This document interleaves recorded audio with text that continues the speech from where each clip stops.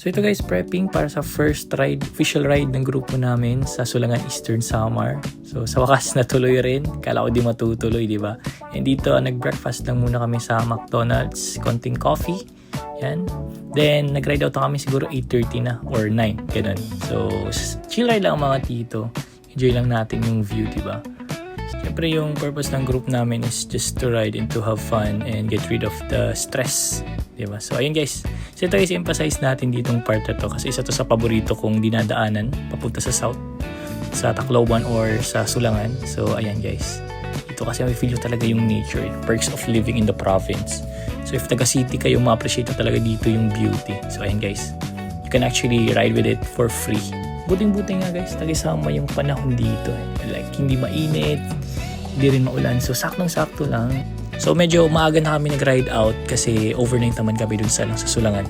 So hindi naman masyado kahit madali, diba? So dito guys, isa rin to sa paborito kong part sa Salcedo ata to, Isu Salcedo.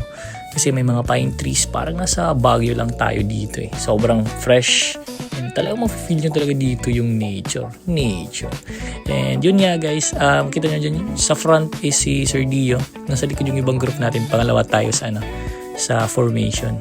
So dito guys, bumili lang muna kami ng ulam namin for lunch kasi magla-lunch kami dun sa ka-group namin na si Vic dun sa Mercedes. So ayan guys, dito papasok tayo. Actually ako guys, kahit taga Eastern Samar, first time ko po ditong pumasok eh. So sabi ni Vic, may dadaanan daw kaming bundok. So ito nga, bundok talaga guys. So dito hindi masyadong kita yung yung tarik, pero sobrang tarik talaga tong to na daanan. So ayan guys, medyo nagulat nga ako eh. Kasi first time ko talagang dumaan ganitong katarik na bundok. So ayan, very sharp curve din tarik. Pag maulan ako, napaka-delikado nito. Pero buting-buting, sobrang ganda ng panahon. And the road is very dry. Kaya no problem tayo dyan. So adventure talaga, di ba? So ayan guys, malapit na kami dito sa Mercedes to eh. Pinapasok talaga, nakalimutan ko yung pangalan ng barangay. Shoutout nga pala kay Vic para makapag-rest din yung group. Then makapag-lunch kasi nakakagutom rin eh. Yan. Let's go. Pupugi talaga. So after ng lunch, rekta na kami dun sa papunta sa Sulangan. So ayan, sobrang swabe ng daanan na dito. Pero from B1 to Sulangan, medyo malayo-layo pa. So dito stop over muna kaunti sa Kalikuan. Just maganda yung view. Then malapit lang dito yung yung venue. Ayan guys, yan yung venue namin dito. Apaka-swabe, apaka-relaxing, di ba? So kung galing kayo sa city vibes, stress na sa trabaho, punta lang kayo dito. Tatanggal talaga yung stress nyo dito. Punta na kami ngayon sa Sulangan. Punta kami ng Candle doon.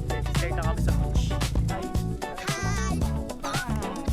So syempre, tradition dito pag pumunta sa Sulangan is pumunta sa Sulangan Church para mag-alay ng kandila. So yan, prayers, thankful sa good weather, then safe travel, diba? So, hindi ko alam kahit ilang beses na ako nakapunta dito. Parang hindi talaga ako nagsasawa sa lugar na to. Like, very peaceful. Kalimutan talaga yung mga problema nyo. So, yun guys. Konting relaxation with group. Apaka-enjoy talaga guys. So, more rides pa sa group na to. Sobrang enjoy. And yun, parang buwabalik sa pagkabata eh. Kaya, let's go!